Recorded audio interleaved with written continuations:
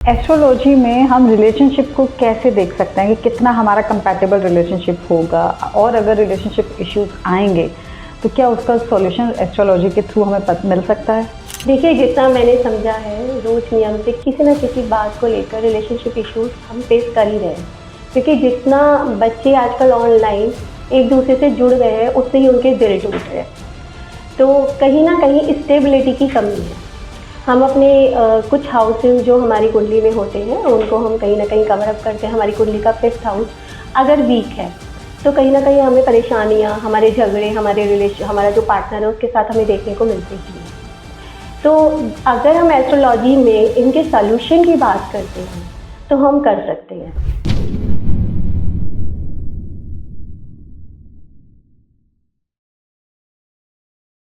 Hello दोस्तों, welcome to TVT podcast. आज हमारे साथ में अंजलि जी हैं, astrologer, tarot card reader and numerologist. आइए उनसे बहुत सारी बातें करते हैं आप सभी के फेवरेट टॉपिक्स के बारे में। हेलो अंजलि जी। राधे राधे मित्रों, मैं अंजलि अग्रवाल। मैं एस्ट्रोलॉजी करती हूँ, वैदिक एस्ट्रोलॉजी, साथ में टैरोट और न्यूमरोलॉजिस्ट भी हूँ।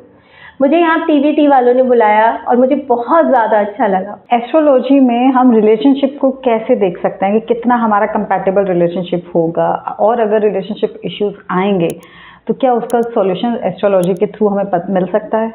देखिए, जितना मैंने समझा है, रोज़ नियम से किसी न किसी बात को लेकर रिलेशनशिप इश्यूज हम फेस कर ही रहे हैं। क्योंकि जितना बच्चे आजकल ऑनलाइन एक दूसरे से जुड़ रहे हैं, उससे ही उनके दिल टूट रहे हैं। तो कहीं ना कहीं स्टेबिलिटी की कमी है।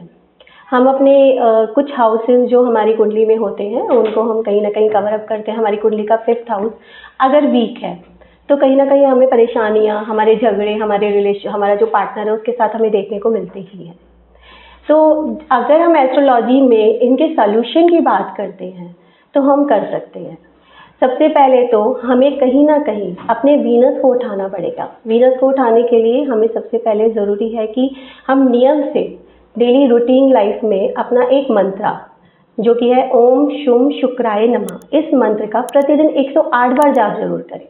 यदि आप देख रहे हैं कि आपके रिलेशनशिप इश्यूज बार बार आपको परेशान कर रहे हैं तो इसका जाप आप 5 बार 5 माला भी कर सकते हैं। साथ ही साथ आपको नियम से अपनी माता के लिए या फिर कोई भी जो फीमेल्स है हमारी, उनकी इज्जत करना, उनके लिए कुछ केयरिंग कुछ करना, ये ज़रूरी है। चावल का दान बहुत अच्छा माना जाता है हमारे वीनस को और चंद्रमा को अच्छा करने के लिए। तो मैं ये कहूँगी अपने दर्शकों को कि आप अगर अपने रिलेशनशिप में परेशान हैं तो इस तरह की छोटी छोटी रेमेडीज ज़रूर करनी चाहिए। रिलेशनशिप की बात अगर आती है तो बहुत सारी चीज़ें होती हैं। एक तो अनबन हो गई, या कुछ टाइम तो बहुत अच्छा प्यार चला और उसके बाद फिर एक दूसरे को देखना भी पसंद नहीं कर रहे। तो ऐसे अगर इतना एक्सट्रीम केस हो जाए तो उससे क्या, उसको हम कैसे कंसिडर करेंगे? क्या कोई ब्लैक मैजिक है, या कोई नेगेटिविटी है, या हमारे प्लैनेट से ही प्रॉब्लम आ रहा है? ये कैसे पता भी कैसे लगाया जा सकता है? जी, ये हमारे कहीं ना कहीं ग्रहों का और दशाओं का प्रभाव होता है। क्योंकि हमारा रिलेशनशिप 5 साल 6 साल बहुत अच्छा रहा और अचानक से उस बंदे ने हमें देखना बंद कर दिया। ऐसा क्यों हुआ? कहीं ना कहीं हमने उस पर बहुत ज़्यादा निर्भर हो गए और दशा भी हमारे पास ऐसी मिल गई। तो दशाओं का प्रभाव होने से ये सारी चीज़ें हमें कंटेंट देखने को मिलता है। इसके लिए जैसे हम कहते हैं कि अपने जो रिलेशनशिप है उसमें थोड़ा अग्रेशन, थोड़ी एक्सपेक्टेशन थोड़ी कम करो तो लाइफ और ज़्यादा सॉर्टेड हो जाएगी। साथ ही साथ चावल का दान तो जैसे मैंने पहले भी बताया था, लेकिन परफ्यूम का इस्तेमाल भी ज़रूर करना चाहिए।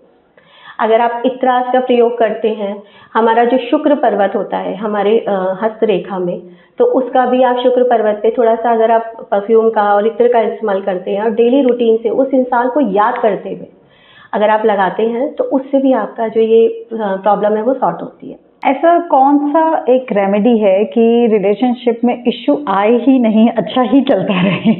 देखिए, रेमेडीज तो बहुत सारी होती है हमारे पास करने के लिए, लेकिन रिलेशनशिप में इश्यूज आए ही नहीं तो उसके लिए मैं कहूँगी कि अपने दोनों के पिक्स, छोटी सी हम पासपोर्ट साइज फ़ोटो लें, शहद उसके बीच में लगा के चिपकाएं और साथ में फिर वो एक बॉटल में डालकर उसमें थोड़ा सा गुलाब जल और दालचीनी का प्रयोग करके उसे बंद करके फ्रीज़र में रख दें। ये हमने क्यों लिया? शहद हमें शुक्र को रिप्रेजेंट करता है, ठीक है। गुलाब जल हमने कहीं ना कहीं उसकी खुशबू के लिए लिया। तो इसको फ्रीज़र में डालने का मतलब ये होता है कि हमने वो संबंध पूरी तरीके से पक्के कर लिए। जिसमें एक मधुरता हमेशा हमारे जीवन में रहेगी। और ये किसी भी दिन कर सकते हैं? फ्राइडे के दिन हम ज़्यादा इनको करने के लिए बोलते हैं। कोई भी शुरुआत करनी हो, जैसे मैंने मंत्रा भी दिया, तो हम फ्राइडे के दिन से स्टार्ट करें तो ज़्यादा अच्छा है। अब रिलेशनशिप की बात हो रही है, तो अगर किसी को मैरिज में प्रॉब्लम आ रही है, तो उसमें हम एस्ट्रोलॉजी को कैसे देखेंगे और एस्ट्रोलॉजी से क्या रेमेडी हम कर सकते हैं? अगर हमारी मैरिज लाइफ में प्रॉब्लम्स आ रही हैं, तो हमारे कुंडली का सप्तम भाव ज़रूर पीड़ित है। हो सकता है हमें मांगलिक दोष भी बन रहा हो और हमारे पार्टनर को मांगलिक दोष नहीं बन रहा हो, जिसकी वजह से आपस में अनबन, ईगो इश्यूज, विचारों में तालमेल ना होना, ये ज़रूर देखा जाता है। अगर हम मैरिज में इश्यूज की बात करें, तो सबसे पहले मैं ये कहूँगी कि अपना जो रूम होता है, वहाँ पर आपको साउथ वेस्ट में अपनी दोनों की पिक ज़रूर लगानी चाहिए। एक ऐसी पिक जो हमें हंसती मुस्कुराती दिखे, और साथ ही साथ शुक्रवार को हर लेडी को हस्बैंड वाइफ को मिलकर थोड़ा सा गाय की रोटी में घी रखकर ज़रूर गाय को खिलानी चाहिए। आप देखना आपके संबंधों में ज़रूर सुधार होगा। और फ्राइडे के दिन दान करना, ये बहुत अच्छा रहता है। क्या हमारे प्लैनेट से हमें पता लग जाता है कि हमारे ऊपर ब्लैक मैजिक हो सकता है या किया हुआ है? बिल्कुल पता लग जाता है। पहले तो जो क्लाइंट्स हैं वो ही आके बोलते हैं कि मैम हमें बहुत भारी भारी फन फील हो रहा है, हमारे घर में जो भी हम काम कर रहे हैं वो रुक गए हैं, उनमें किसी भी तरह की पॉजिटिविटी हमें फील ही नहीं हो रही, हमारे काम स्टक हो जाते हैं, नींद आना बहुत कम हो जाता है लोगों का। तो वो सारी समस्या कहीं ना कहीं ब्लैक मैजिक की वजह से ही होती है। मोस्टली राहु और शनि की दशाओं में ऐसा देखा गया है।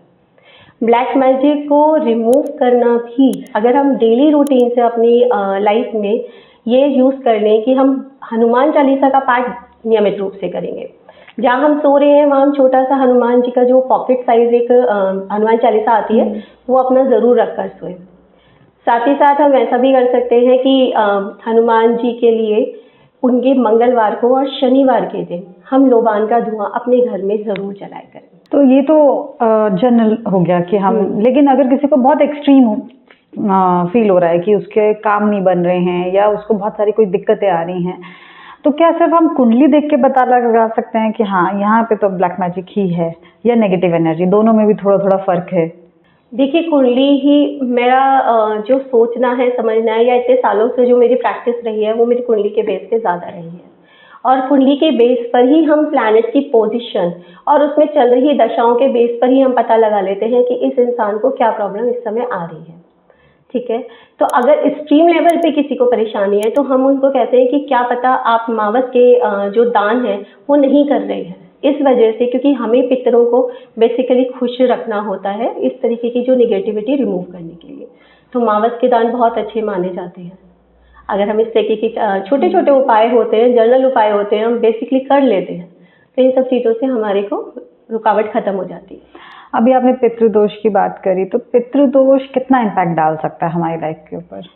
पितृदोष तो बेसिकली सबसे ज़्यादा ये देखने में आता है कि जिन लोगों को अपने माता पिता, हम देखते हैं कि बहुत सारे लोग अपने माता पिता के लिए करते हैं और बहुत सारे लोग नहीं भी करते। हम लोगों की लाइफ बहुत ज़्यादा हार्ड हो गई है, हम अपने में ही मस्त हो गए, तो ऐसी कुंडलियों में पितृदोष बहुत देखने को मिलता है।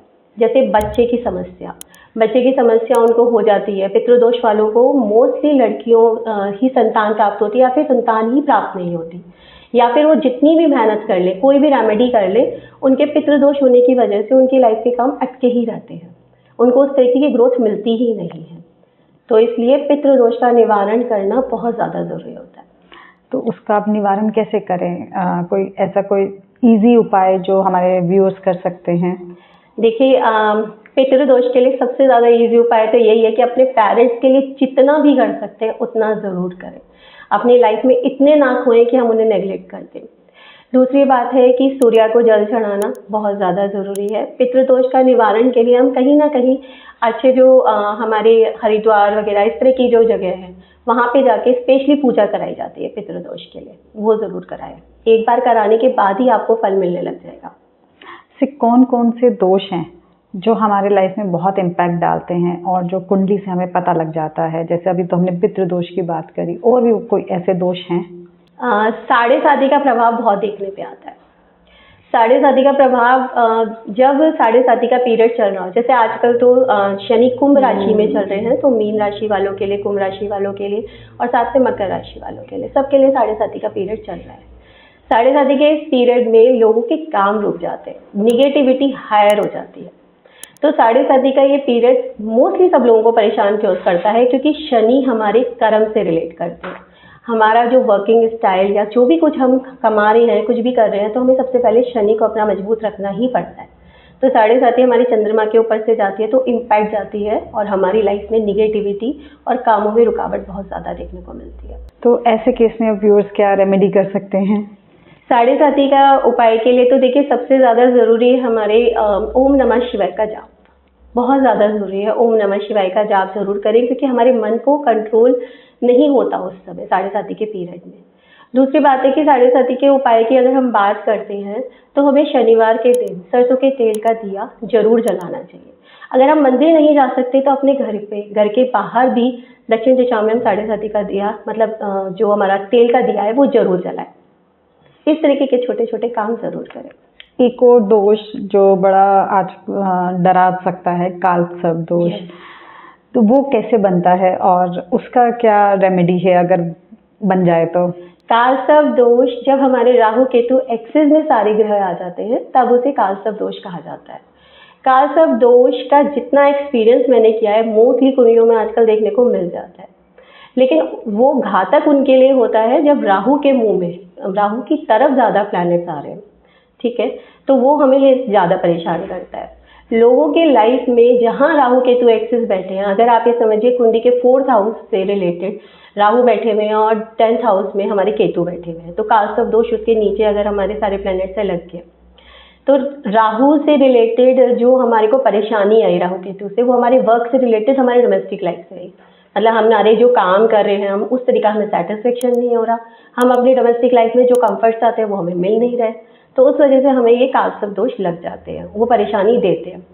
अब रहा निवारण की बात, काल सर्प दोष जैसा कि हम जानते हैं कि सर्प का नाम आते ही हम शिव जी को कैसे भूलते हैं, तो इसके लिए हमें रेगुलर बेस पे शिव आराधना करनी ही करनी है, डेली नियम से।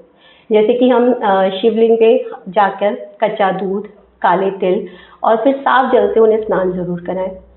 साथ ही साथ हमें शिव जी के लिए ओम नमः शिवाय का हम जितना जाप कर सकते हैं उतना करें। हमें रुद्राभिषेक भी समय समय पर जरूर कराने होंगे।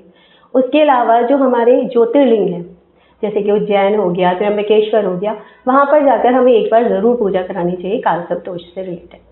उसके बाद जीवन में बहुत ज़्यादा चेंजेस मिलते हैं, लोगों के जो काम रुके हुए होते हैं वो डेफिनेटली बनने लगते। तो अभी आपने काल सर्प दोष की पूजा का बताया, तो क्या पूजा हम किसी भी मंदिर में करा सकते हैं अपने यहाँ पे लोकल में, या हमें स्पेशली उज्जैन हो गया, त्र्यंबकेश्वर हो गया, यहीं पे जाके करानी चाहिए? देखिए लोकल पंडित बहुत ईजिली बोल देते हैं कि हमने आपकी जो काल सर्प दोष की पूजा कराएंगे वो बहुत अच्छी हो जाएगी, लेकिन जितना मेरा मानना है हमें ज्योतिर्लिंग पे ही जाकर वहाँ पर करानी चाहिए। स्पेशली क्यों बोला जा रहा है बार बार ज्योतिर्लिंग के लिए, वो इसलिए बोला जा रहा है क्योंकि वहाँ पे हमारे शिव जी का वास है, हमारे शिव जी का स्वरूप है, तो हम वहीं जाकर अगर हम पूजा कराते हैं तो वो हमारे लिए ज़्यादा बली होती है, ज़्यादा अच्छी होती है।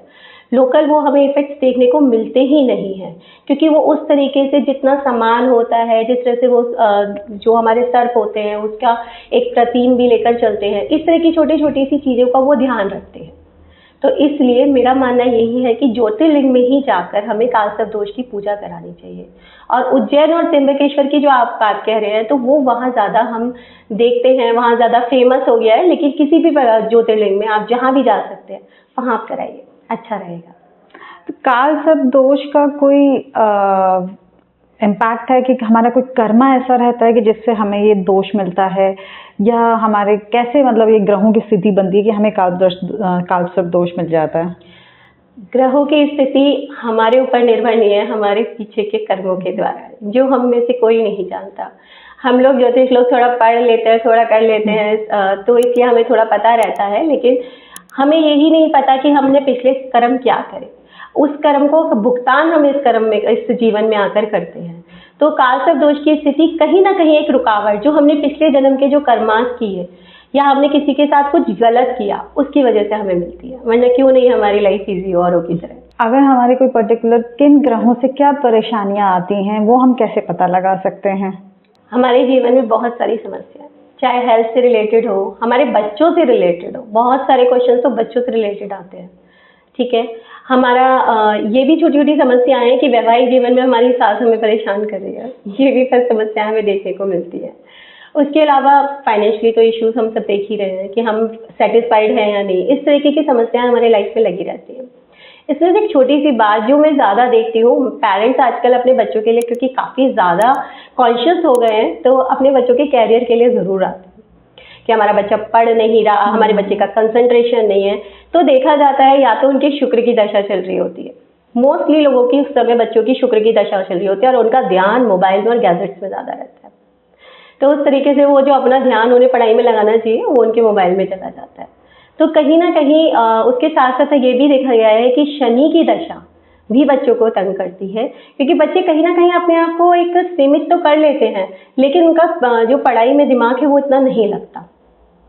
इसलिए बच्चों के लिए मैं ये ज़रूर बोलूँगी कि उनके आगे की हमें पूरी लाइफ का इंतज़ार रहता है एज ए पेरेंट, तो उनके लिए हमें जो उनकी एक टेबल होती है, हमेशा हम कोशिश करते हैं हमारे बच्चों को एक टेबल चेयर दे दें जिसमें वो आराम से इजीली बैठ के पढ़ ले। वहाँ पे ना हमें गणेश जी की और सरस्वती जी की मूर्ति ज़रूर रखनी चाहिए, उससे एक पॉजिटिविटी आती है। साथ में अगर हम चांदी के गिलास में पानी भरकर ढक कर रखें वहाँ पर, क्योंकि बच्चा वो ही पिए, ठीक है, तो उसका मन स्ट्रांग होता है। चांदी क्यों यूज़ कर रहे हैं हम? क्योंकि हम अपने मन को स्ट्रांग कर रहे हैं, हम चंद्रमा को रिप्रेजेंट कर रहे हैं, तो उससे बच्चे हमारे कंसंट्रेट होकर पढ़ सकते हैं। इस तरीके की जो परेशानियां हैं वो देखने को मिलती है। स्वास्थ्य संबंधी बहुत परेशानियां आती हैं, लोगों को स्किन एलर्जी हो जाती है, लोग रेगुलर बेसिस पे किसी तरह से परेशान हो रहे हैं, तो हमारी कुंडली में मोस्टली 6th हाउस हमारा एक्टिवेट होता है। 6th हाउस हमारा रोग का ही होता है। तो अगर हमारा लगन का लॉर्ड, लगन हमारा फिजिकल स्ट्रेंथ दिखाता है, जो हमारी कुंडली का सबसे पहला बेनिफिक प्लैनेट माना जाता है, अगर वो वीक है, उसका 6th हाउस से कोई संबंध बन रहा है, तो हमें रोग से रिलेटेड परेशानियां देखने को मिलती हैं। तो ऑलवेज सूर्य भगवान को जल चढ़ाएं, साथ ही साथ आदित्य हृदय स्रोत जरूर पढ़ें। ये तो सभी लोगों के लिए, चाहे उनकी कुंडली में सूर्य अच्छा स्थान लेके बैठे हैं या नहीं बैठे, इस तरीके की समस्या देखने को मिलती है। अब ये बात हो ही रही है, तो करियर से रिलेटेड अगर कुछ इश्यूज आ रहे हैं हमें, तो हम उसको कैसे रिजॉल्व कर सकते हैं एस्ट्रोलॉजी के थ्रू? करियर को देखने के लिए हम कुंडली के 10वें स्थान पर जाते हैं, जो हमारा 10वां घर होता है कुंडली का। करियर हमेशा बहुत बार ऐसा देखा गया है कि हमने गलत चूज कर लिया। ऐसा भी होता है कि हम जिस करियर में लगे हुए हैं उस तरीके के हमें धन प्राप्त ही नहीं हो रहे, जितनी हम मेहनत कर रहे हैं उस तरीके के हमें धन लाभ हो ही नहीं रहा, क्योंकि हमने उसे कुंडली के मनी हाउसेस से तो रिलेट किया ही नहीं अपने करियर को, और उसी में लगे हुए। कई बार लोगों का शनि बहुत वीक होता है, क्योंकि शनि को हम करियर के लिए ज़रूर देखते हैं, क्योंकि वो कर्म प्रधान ग्रह है हमारी कुंडली का। तो अगर हमारा शनि वीक होता है तो वो हमें करियर में परेशानी ज़रूर देता है। राहु केतु एक्सिस में हमारा करियर हाउस आ जाते हैं तो वो हमें परेशानी देते हैं। इस तरीके के करियर से रिलेटेड हमें प्रॉब्लम्स देखने को मिलती हैं। तो सबसे पहली बात है, जब हम करियर चूज़ कर रहे हैं तो हमें ज़रूर एक बार किसी अच्छे ज्योतिष से कंसल्ट कर लेना चाहिए, जिससे हमारे करियर को इस तरह की कोई परेशानी झेलनी ना पड़े, क्योंकि फाइनेंशियली तो हमें अच्छा होना ही चाहिए सभी को। तो ये तो हमारे अभी प्लैनेट्स की बात हुई। बहुत सारे हमारे पास ऐसे क्वेश्चंस भी आते हैं कि मंदिर अगर किचन में है तो उसका क्या इम्पैक्ट पड़ता है? देखिए, मंदिर की जो सही दिशा होती है वो होती है नॉर्थ ईस्ट या ईस्ट। वो हमारे जुपिटर का और सूर्य का स्थान होता है। ईशान कोण जिसे हम बोलते हैं वो होता है। मैंने बहुत लोगों को देखा है कि अपने घर के जो रसोई होती है उसी में ही मंदिर बना लेते हैं छोटा सा, लेकिन हम ये नहीं समझ पाते जो हमारे गुरु है वो आकाश तत्व है। हम वास्तु में तत्वों को बहुत ज़्यादा महत्व देते हैं। आकाश तत्व को हम जाके अग्नि कोण में ले आते हैं, तो ये हमारे लिए बीमारियों की सबसे बड़ी जड़ है। इसलिए वास्तु दोष में खासकर ये बोला जाता है कि अपने मंदिर और अपने टॉयलेट, दो जगह हमें ज़रूर ध्यान रखनी चाहिए जब भी हम अपने घर का वास्तु कराते हैं, ठीक है। तो इसमें हमने गुरु और शुक्र, क्योंकि शुक्र हम इसलिए बोल रहे हैं क्योंकि अग्निकोण जहाँ पर हमारा जो रसोई घर होती है वहाँ पे शुक्र हमारे होते हैं, तो वो दोनों को हमने प्लस कर दिया। एक हमारे दोनों ही कहीं ना कहीं हमारे टीचिंग वाले देवता होते हैं, लेकिन हमारे उनके तत्वाज अलग हो जाते हैं, जिससे हमारे घर में बरकत नहीं होती। हमारे घर के जो सदस्य हैं उनमें परेशानी देखने को मिलती है, और मोस्टली हेल्थ रिलेटेड परेशानियां हमें ज़्यादा देखने को मिलती है। तो इसलिए इन सब चीज़ों का निवारण करिए एक सही स्थान पर। घर के मंदिर को तो बिल्कुल अवॉइड ही ना करें। घर के मंदिर हमेशा नॉर्थ ईस्ट में या फिर ईस्ट में ज़रूर बनाएं। तो घर का मंदिर का कोई स्पेशल स्थान कहाँ आपने बताया, डायरेक्शन तो बताया, बट बहुत सारे लोग किचन स्टोर में भी बना लेते हैं। नहीं, स्टोर में कैसे बनाना चाहिए? देखिए, हम अपने आप ही अपनी परेशानियों को अपने साथ लेके चल रहे हैं। अगर हम स्टोर में बना देंगे तो स्टोर में तो ना जाने हमारी कितनी सारी चीज़ें हैं।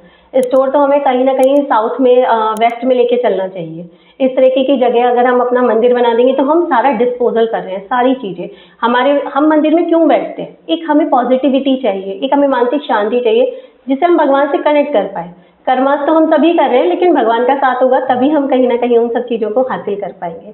तो इसलिए मैं तो यही बोलूँगी कि इस तरीके से अपने मंदिरों को अपने घर में बैलेंस रखना ज़रूरी है। तो इसलिए north east direction is the best for मंदिर। Thank you so much TVT की तरफ से जो माध्यम से आज मुझे मौका मिला, और कहीं ना कहीं जो मैंने बातें कही हैं काल सर्प दोष के बारे में, साढ़े साथी के बारे में, या फिर हमारी जो घरेलू प्रॉब्लम्स है उसके बारे में, आप मुझसे कनेक्ट कर सकती हैं। अगर कोई भी आपको परेशानी हो, मेरा नंबर आपको स्क्रीन पर मिल भी जाएगा 7042432636। नमस्कार।